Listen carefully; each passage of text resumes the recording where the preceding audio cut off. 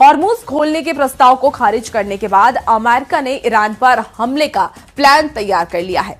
US central command हमले का blueprint Trump को बताया गया और इस बीच ईरान के सुप्रीम लीडर मुज्तबा खामेनेई ने यह कहा है कि वो हर हाल में अपनी न्यूक्लियर और मिसाइल क्षमता की रक्षा करेगा। वहीं ट्रंप ने पुतिन से फोन पर बातचीत भी की है और फोन पर 90 मिनट उनकी बातचीत हुई। दोनों के बीच ईरान और यूक्रेन युद्ध को लेकर के बातचीत हुई है। ये रिपोर्ट आपको दिखाते हैं।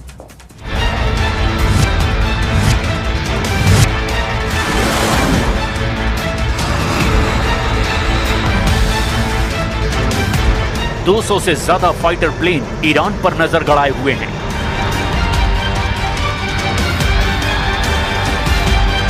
पच्चीस से ज्यादा जंगी जहाज ने हॉर्मुज को घेर लिया है।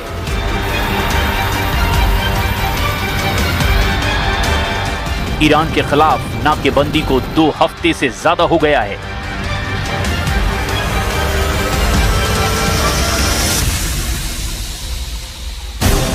ट्रंप का तूफान, बढ़ा जंग का तापमान।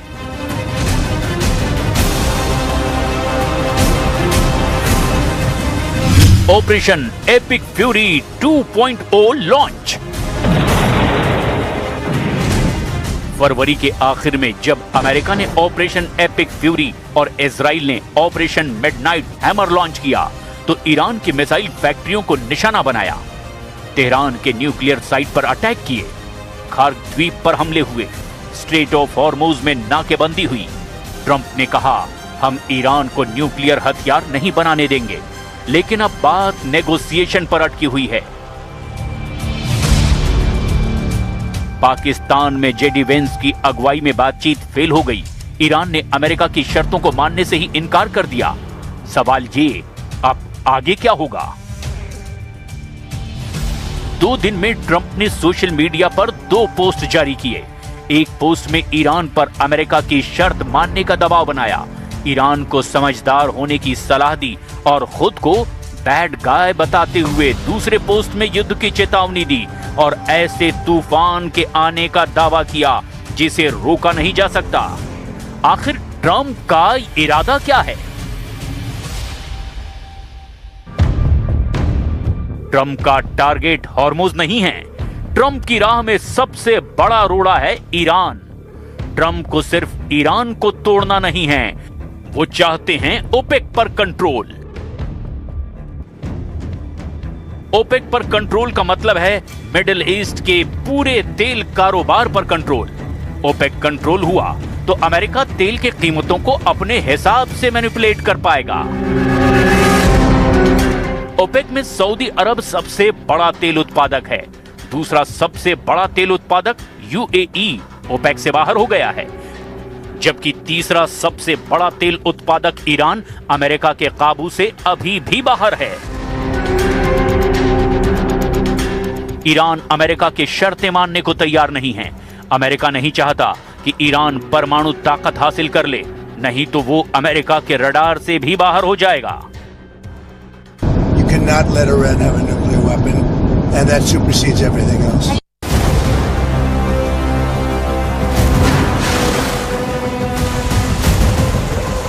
चालीस दिन की लड़ाई, तेहरान पर डील का दबाव बनाने में कामयाब नहीं होने के बाद रिपोर्ट में दावा किया गया कि अमेरिकी सेना के सेंट्रल कमांड ने ईरान के खिलाफ जंग का नया ब्लूप्रिंट तैयार किया है।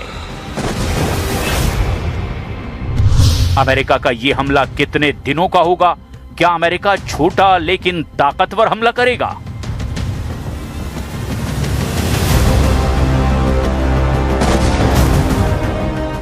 अमेरिका का मकसद ईरान को डील के लिए झुकाना है, ईरान के खिलाफ चल रही जंग को निर्णायक मोड़ देना है। अमेरिका इस बार पावर प्लांट, एनर्जी साइट और बची हुई बैलिस्टिक मिसाइल और ड्रोन साइट को निशाना बना सकता है। ईरान की न्यूक्लियर प्रोग्राम से जुड़ी हुई साइट को फिर से निशाना बना सकता है। लेकिन अमेरिका ने हमला किया तो ईरान चुप नहीं बैठेगा। वो पहले से कहीं तेज पलटवार की चेतावनी दे चुका है।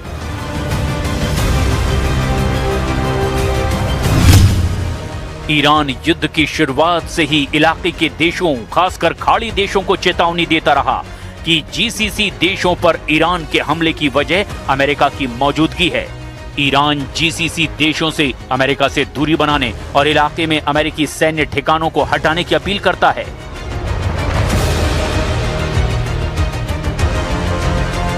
अमेरिका और ईरान में जंग का काउंटडाउन शुरू हो चुका है। अमेरिकी सेंट्रल कमांड ने ट्रंप को पूरा ब्लूप्रिंट भी दिखा दिया है, लेकिन इस बीच एक बम व्हाइट हाउस में फूटा है। अमेरिका के उपराष्ट्रपति जेडी वेंस ने रक्षा मंत्री पीट हेगसेथ के दावों पर ही सवाल खड़े कर दिए हैं। जेडी वेंस ने पूछा कि क्या ट्रंप के सामने जंग की जो सुनहरी तस्वीर पेश की जा रही है, क्या वो सचमुच हकीकत है, और क्या पेंटागन ने अमेरिकी मिसाइल भंडारों में आई भारी कमी को कम करके दिखाया है।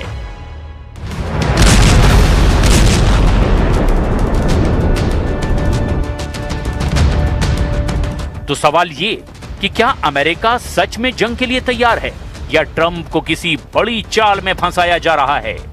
मिडिल ईस्ट में हालात तेजी से बदल रहे हैं। रिपोर्ट बताती है कि अमेरिका के रक्षा मंत्री पीट हेगसेथ और ज्वाइंट चीफ ऑफ स्टाफ के चेयरमैन जनरल डैन केन ने अमेरिकी सेना के एक्शन की खूब तारीफ की, लेकिन विपक्ष के सवालों का ठीक जवाब नहीं दे पाए। Secretary Hegseth, you have been lying to the American public about this war from day one, and so has the President. You have misled the public about why we are at war. You and the President have offered ever-changing reasons for this war. You should know better. Shame on you. Calling this a quagmire 2 months in. The effort, what they've undertaken, what they've succeeded, the success on the battlefield that could create strategic opportunities, the courage of a president to confront a nuclear Iran, and you call it a quagmire, handing propaganda to our enemies? Shame on you for that statement.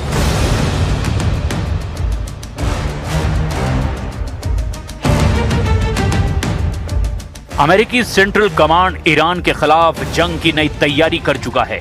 उसके blueprint में air strike, cyber attack और naval blockade भी शामिल हैं। खाड़ी में अमेरिकी युद्धपोत तैनात हैं, फाइटर जेट हाई अलर्ट पर हैं और ईरान के खिलाफ अब सिर्फ एक ऑर्डर का इंतजार है। लेकिन जैसे जैसे हमला करीब आता दिखाई दे रहा है, वैसे वैसे अमेरिका के अंदर ही सवाल खड़े होने लगे हैं। अमेरिका के उपराष्ट्रपति जेडी वेंस ने ही बड़ा आरोप लगा दिया। मतलब साफ है कि अमेरिका के भीतर ही जंग को लेकर एक बड़ी खींचतान चल रही है। एक तरफ मिलिट्री कमांड तो दूसरी तरफ पॉलिटिकल लीडरशिप के बीच खड़े हैं डोनाल्ड ट्रंप, जिन्हें तय करना है कि जंग छेड़नी है या रोकनी है। इस बीच दावा किया जा रहा है कि ईरान ने सीज फायर के बीच अपने मिसाइल और ड्रोन ताकत को रिस्टोर कर लिया है। इस सीज फायर के बीच ही ईरान के नेता पुतिन से भी मिलाए हैं, जो कि ट्रंप की बड़ी टेंशन है। ईरान के खिलाफ ऑपरेशन से पहले ट्रंप ने पुतिन से 90 मिनट बात की है। इस बातचीत में दोनों के बीच ईरान और यूक्रेन को लेकर बात हुई। तो क्या ट्रंप ने ईरान पर हमले से पहले ही अब पुतिन से ऑर्डर ले लिया? क्या इस बातचीत में ईरान का न्यूक्लियर मसला तय हुआ है? क्या रूस ईरान के यूरेनियम को अपने कब्जे में लेने जा रहा है? सीज फायर के बीच पुतिन और ईरान की बढ़ती नजदीकियां अब अमेरिका के लिए नई चिंता की बात बन चुकी है। रिपोर्ट के मुताबिक ईरान ने इस दौरान अपनी मिसाइल और ड्रोन ताकत को फिर से खड़ा कर लिया है और यही वजह है कि ट्रंप ने हमले से पहले ही पुतिन से 90 मिनट तक लंबी बातचीत की है, ताकि जब अमेरिका हमले करे तो उसे परमाणु पलटवार का डर न रहे। अगर ऐसा है तो ये सिर्फ एक जंग नहीं बल्कि एक ग्लोबल पावर गेम बन गया है। लेकिन सबसे बड़ा सवाल अभी बाकी है। व्हाइट हाउस में बैठे ट्रंप क्या पूरी सच्चाई जानते हैं, या फिर उन्हें एक ऐसे प्लान की तरफ धकेला जा रहा है जिसके पीछे असली खेल कोई और खेल रहा है? क्योंकि अगर हमला हुआ तो सिर्फ ईरान ही नहीं, पूरा मिडिल ईस्ट फिर से धधकने लगेगा और उस आग में तेल, ताकत और तख्त सब कुछ दांव पर होगा। तो सवाल यह है, क्या ट्रंप जंग लड़ने जा रहे हैं या उन्हें जंग लड़ने के लिए मजबूर किया जा रहा है? क्या यह पेंटागन की रणनीति है या दुनिया की सबसे बड़ी साजिश? और सबसे बड़ा सवाल ये कि क्या हमला ईरान पर होगा या पूरी दुनिया पर उसका असर पड़ेगा?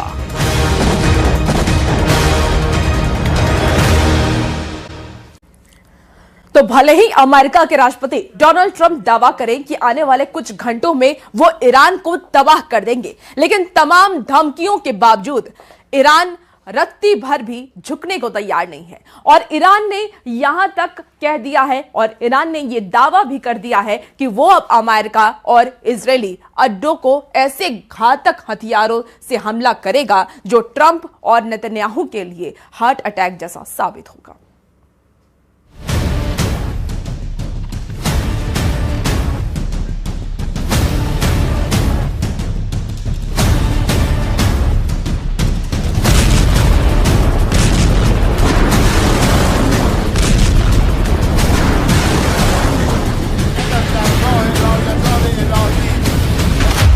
ईरान में उतरे हार्ट अटैक हथियार, तेहरान का सर्वनाश करेंगे ट्रंप। 8 अप्रैल 2026 से अब तक अमेरिका ने ईरान पर हमला नहीं किया है, लेकिन अब अमेरिका ने ईरान पर अब तक का सबसे बड़ा हमला करने का फैसला किया है। अमेरिकन सेंट्रल कमांड के chief commander admiral Brad Cooper ने ट्रंप को हमले का पूरा ब्लूप्रिंट भी दिखा दिया है। दावा तो यहां तक किया जा रहा है कि अमेरिका ईरान पर सीमित छोटा लेकिन अब तक का सबसे घातक और भीषण हमला करने जा रहा है। खबर तो यहां तक है कि 8 अप्रैल से अब तक जो सीज फायर का नाटक किया गया है, उसके पीछे अमेरिका की वो सैन्य तैयारी थी जिसे बड़ी तेजी से पूरा किया जा रहा है। अब अमेरिका और इजराइल ने ईरान में 3 मुख्य टारगेट लॉक कर दिए हैं। पहला, ईरान के वो टॉप लीडर, कमांडर और जनरल मारे जाएंगे जो अमेरिका की परमाणु शर्तों को मानने से साफ इनकार कर रहे हैं। इसके अलावा अमेरिका ईरान के करीब 3000 तेल कुओं को तबाह करके उसे पूरी तरह से तबाह कर देना चाहता है।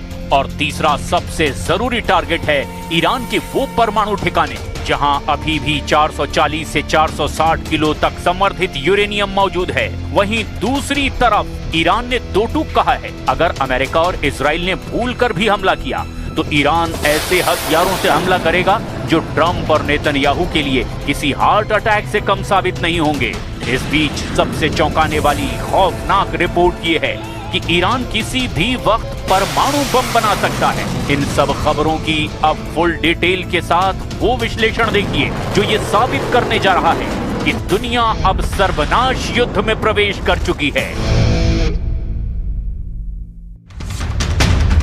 हाइपरसोनिक हमले को तैयार अमेरिका, हार्ट अटैक हमला करेगा ईरान।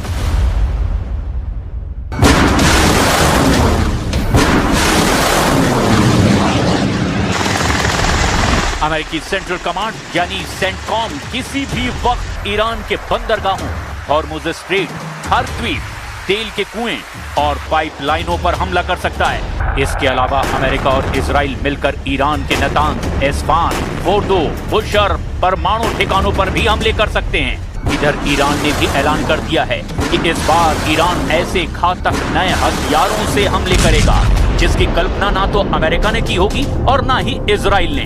दावा तो यहां तक किया जा रहा है कि ईरान के पास लंबी दूरी की हाइपरसोनिक मिसाइलें 70% से ज्यादा बची हुई हैं। इधर खबर यह है कि अमेरिका भी अपनी डार्क ईगल हाइपरसोनिक मिसाइलों से ईरान में बड़े ठिकानों को निशाना बना सकता है।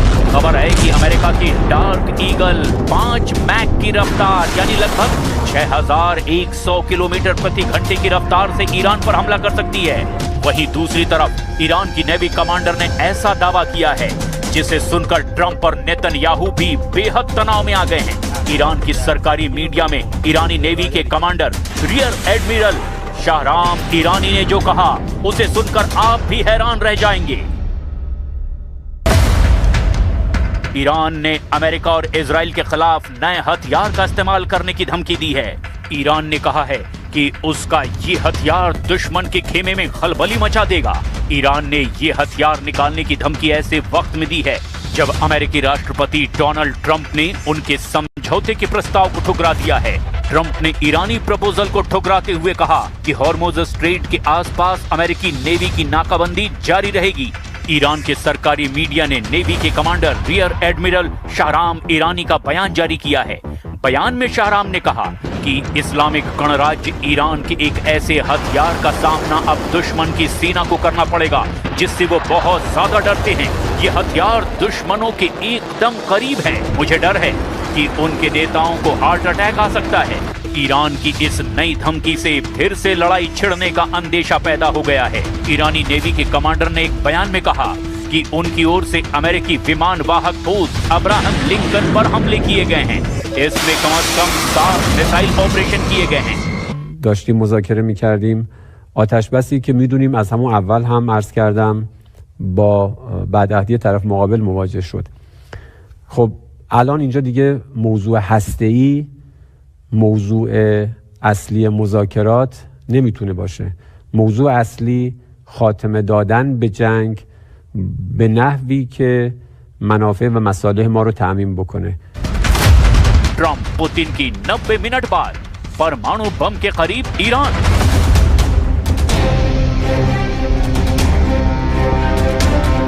इधर एक और डराने वाली खबर सामने आ रही है। खबर है कि ईरान किसी भी वक्त परमाणु बम बना सकता है। दावा तो यहां तक किया जा रहा है कि 8 से 10 परमाणु बम ईरान कुछ ही हफ्तों में बना सकता है।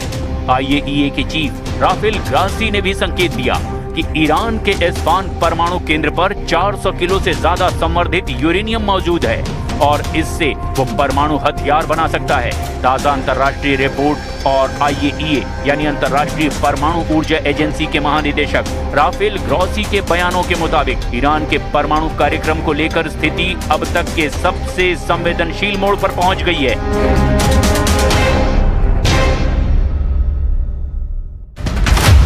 ट्रंप पुतिन की 90 मिनट बाद परमाणु बम के करीब ईरान।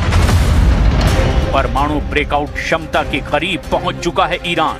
IAEA के मुताबिक ईरान के पास वर्तमान में 440.9 किलोग्राम यानी करीब 972 पाउंड यूरेनियम है जो 60% तक संवर्धित है। हथियारों के ग्रेड 90% तक पहुंचने के लिए ये केवल एक छोटा तकनीकी कदम है।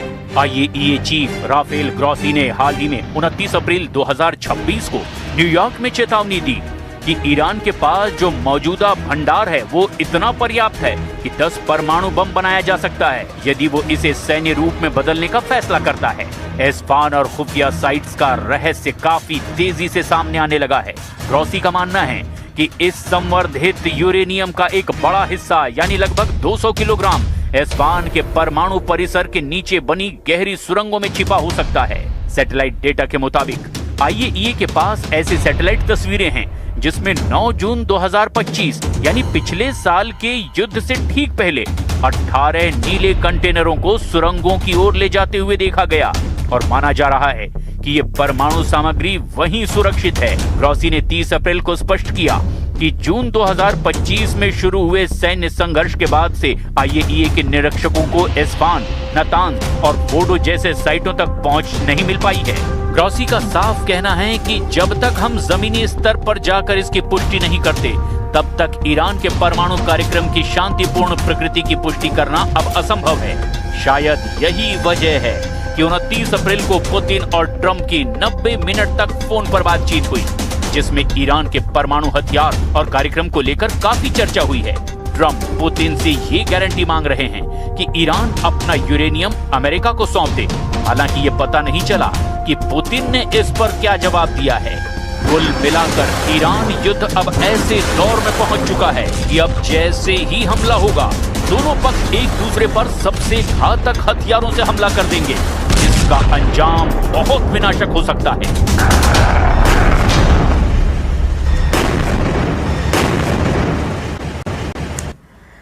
सीज फायर के बीच हिजबुल्लाह और इजराइल की जंग रुकने का नाम नहीं ले रही है। IDF ने दावा यह किया है कि उसने दक्षिणी लेबनान में 3 हिजबुल्लाह लड़ाकों को मार गिराया है। उधर हिजबुल्लाह को इजरायली सैनिकों की गाड़ी को निशाना बनाया। इजराइल की सेना ने यह भी कहा है कि वो हिजबुल्लाह के खत्म होने तक जंग लड़ेगा।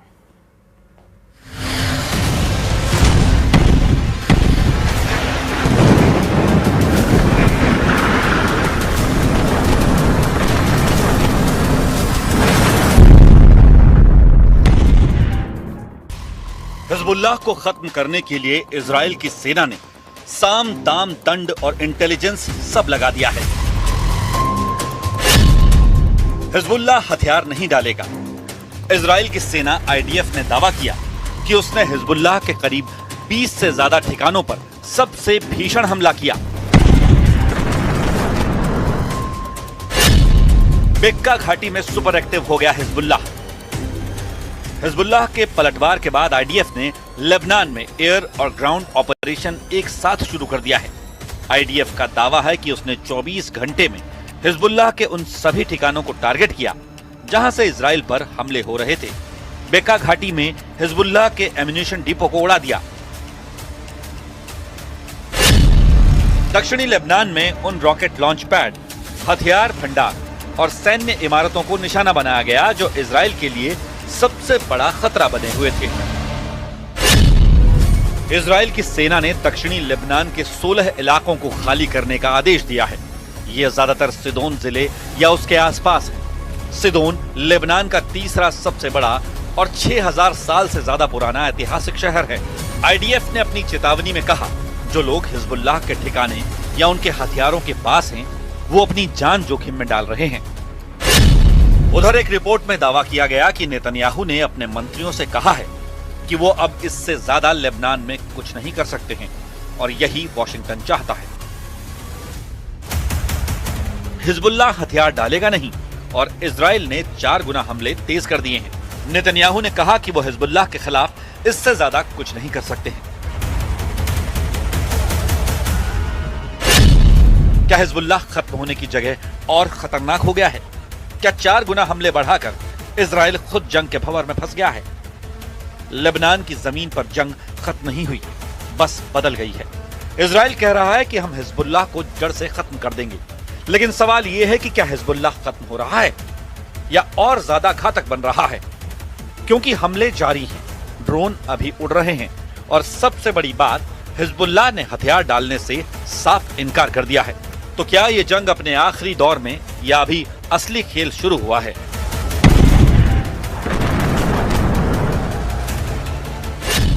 दक्षिणी लेबनान में हमले की ये वो तस्वीर है जब हिजबुल्लाह ने अपनी ताकत दिखाई। आईडीएफ की पूरी यूनिट पर ड्रोन अटैक कर चौंका दिया। हमला इतनी तेज और अचानक हुआ कि आईडीएफ को संभलने का मौका तक नहीं मिला। इस हमले के अगले दिन आईडीएफ ने दक्षिणी लेबनान में हिजबुल्लाह के 20 से ज्यादा ठिकानों पर स्ट्राइक की। लेकिन सवाल है कि आगे क्या होगा? ये जंग कितनी लंबी चलेगी? इजराइल सेना के आर्मी चीफ ने कहा कि पूरे साल हमें सभी फ्रंट पर युद्ध लड़ना होगा। देश की सेना को 2026 में भी कई मोर्चों पर लड़ना पड़ सकता है, क्योंकि वो ईरान और लेबनानी समूह हिजबुल्लाह के खिलाफ युद्ध जारी रखेगी।